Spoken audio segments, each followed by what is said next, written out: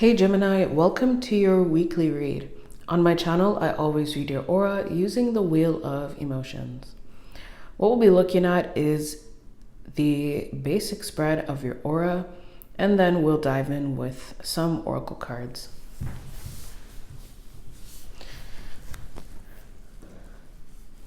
So I'm going to start by seeing which emotion you currently embody.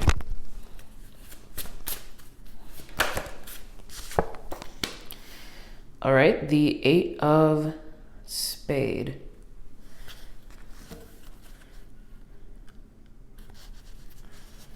Fury. Though might I even say hysteria?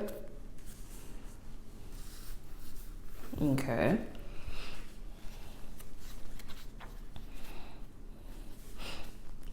Actually, let me get some clarity on that. Is it...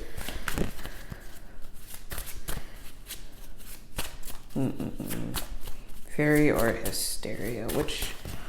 Okay. The whole deck. Let's try that again.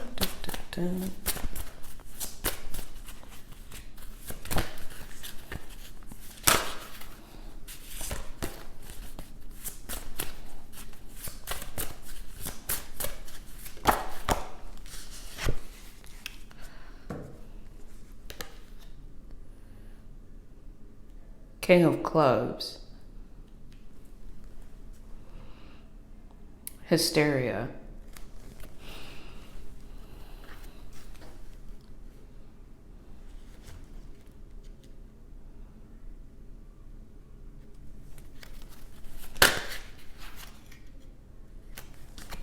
That's funny. Okay.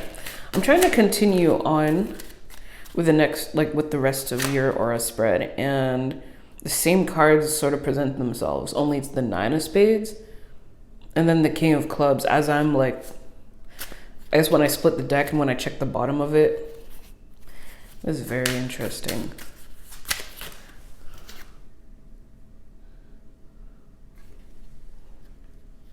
Okay, I see. So I could also describe this combination of the 8 of Spades and the King of Clubs as 8 of Spades, which is anger. Reason why I'm confused, and I was like, well, if I put the 9 of Spades with King of Clubs, it also comes to the same thing. This can represent both stagnancy and content, but not happily content.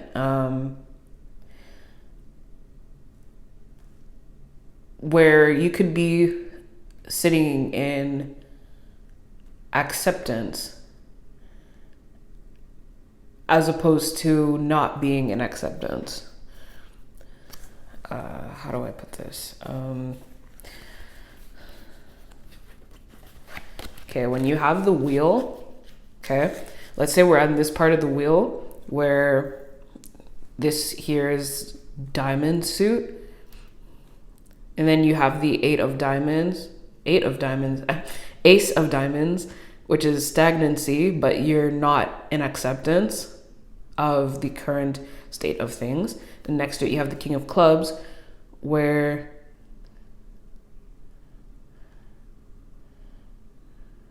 whether or not you like what's going on, you are in acceptance. So,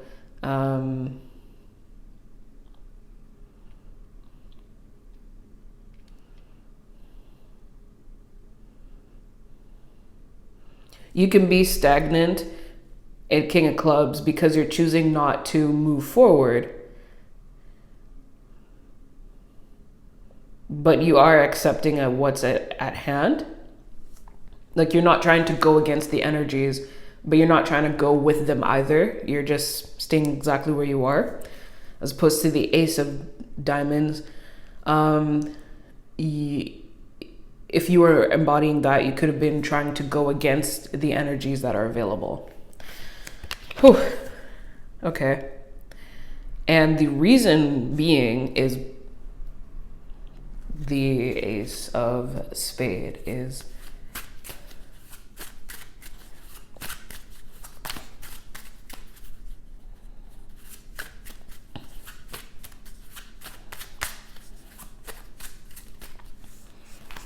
I had a hard time trying to see if it was hysteria or fury because you see, it's right smack in between.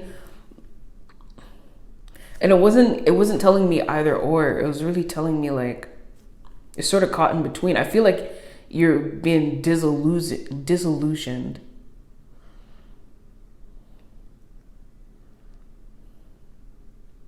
But you're still attached emotionally to the illusion and the hopes that you had in regards to it. And that's why you're not just angry. Part of you still wishes something would play out a certain way, even though the energies for that to happen are not presenting themselves. So because you're able to acknowledge the energies that are there, this is why you're caught in between. You're sort of halfway. Halfway through reaching a point where you could actually start to make any form of progress. Wow, okay.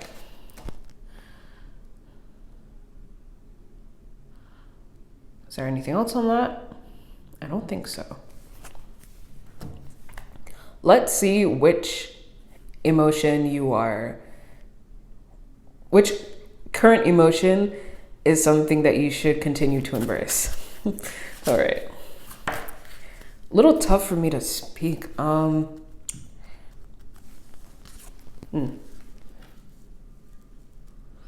Three of Hearts, sadness. Yes, exactly. I was talking about the progress. So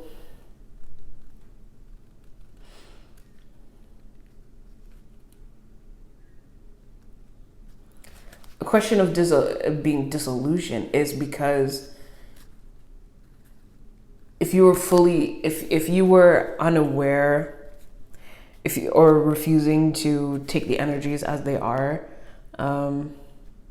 you'd probably be trying to manipulate things to work in the way that you want them to. And so with that comes a certain sense of stability, because you're like, it's okay, everything's gonna work out. But since that's not the reality, and that you can't, just shift and move things to your liking, because that's not what the divine is allowing at this time, the more you come into alignment with that, the more you are in alignment with how you would actually feel, how you're coming into alignment with reality. Basically, if you fully accept reality, you have the option to express how you feel in regards to what is real. What is real? You feel stability when you think that you can be in control. But the truth is the divine is in control. So it's false stability, But you're actually coming into alignment with reality, and so this is how you feel about not having control, in sadness. And the first step to moving away from that is to really at least sit in it and acknowledge it. So this sadness of yours that's coming in from you seeing what the divine is presenting you to show you that it has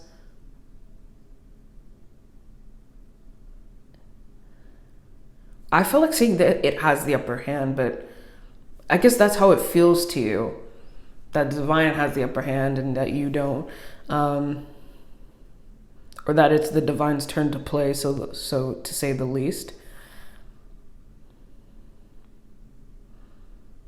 You might not see it, but you're going to grow emotionally, spiritually, by at least addressing the fact that you don't like when somebody else has a turn. And that when somebody else has a turn and their opinion is not the same as yours, you just fall into like this really, really deep sadness. All right, let's see which current emotion you should release. This is probably the most information I've gotten, like, just from the first two cards. Because the thing is that you can very well embody an emotion. And that doesn't mean you're necessarily doing, you can embody any emotion and not be doing something bad, you know? Like you can embody anger and be totally standing in your power because you've been disrespected and you have all right to be upset. It's just what you choose to do with it, right?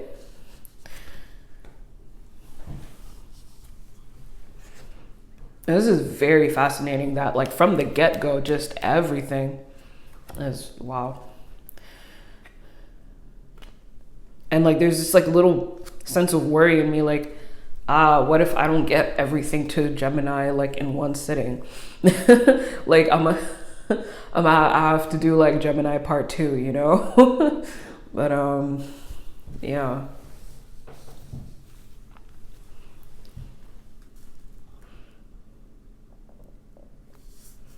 It's like I don't want to ram your brain with information, you know?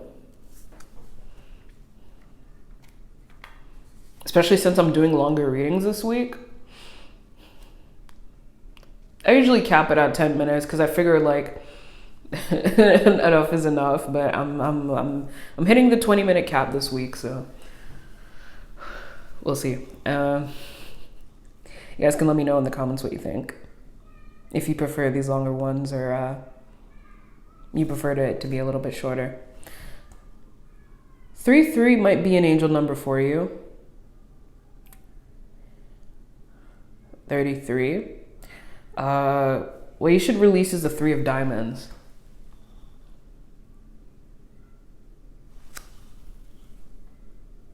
Oh. Feeling on edge. Essentially the leftover of hysteria. Because you're not fully in it, right? So it's just like half is left. And so it's actually a lower form of hysteria, which one can refer to as being on edge.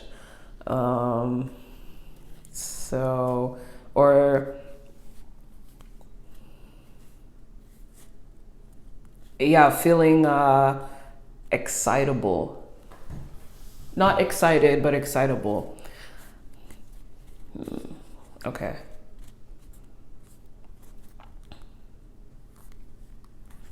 Is everything will flow as it needs to, and nothing is in anyone's hands at the moment, which is really what's presenting itself, right?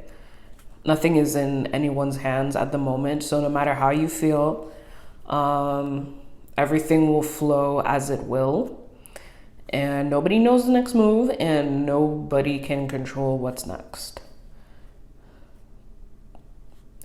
Things are as they are, and whatever is planned for whomsoever is what will be. And that is the end of that story. Whew. Okay. Are you ready for oracle cards, Gemini? Damn. All right. Okay, hold on. Let me pull one more emotion. I don't know why. What is this supposed to represent? There's something else you gotta go through. Something in the mind space. 7 of diamonds.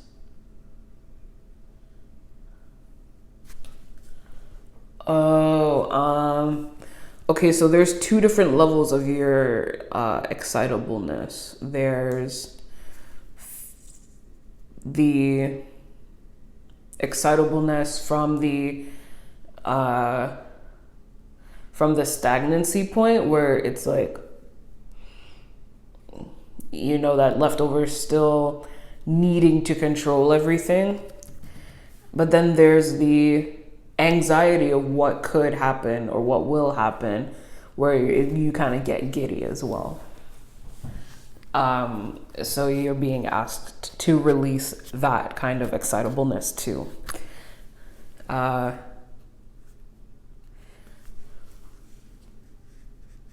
As this sort of hyper vigilance. Yeah. Okay. Whew. Time for Oracle. Let's see what's popping.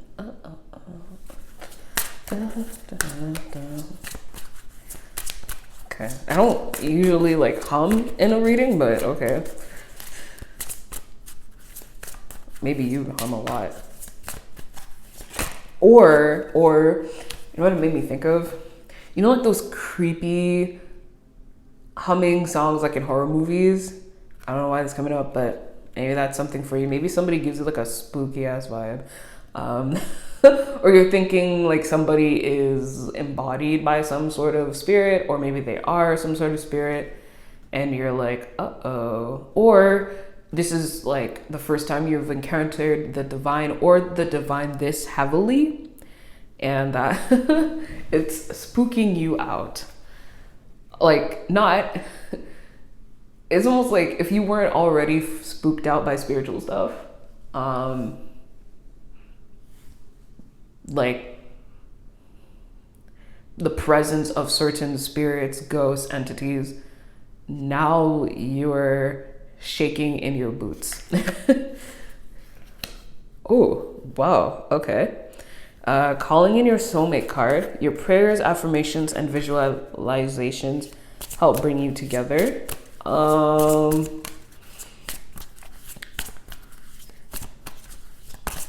Oh, this is not necessarily pertaining to romance, by the way. This is just very general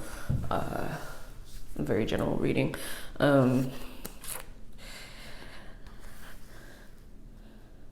Yeah, okay. Let's just see. Pay attention to the red flags. The signs are cautioning you. Oh, wow.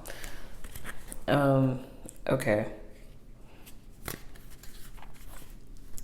So yeah, that's the tone of the calling in your soulmate card.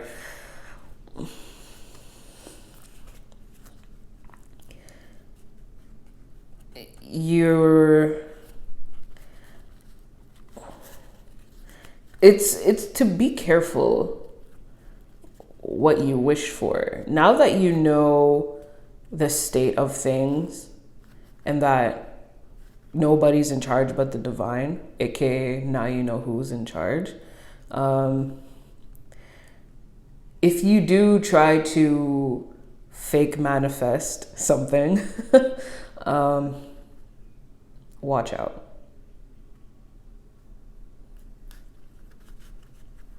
It's gonna flip on you hardcore.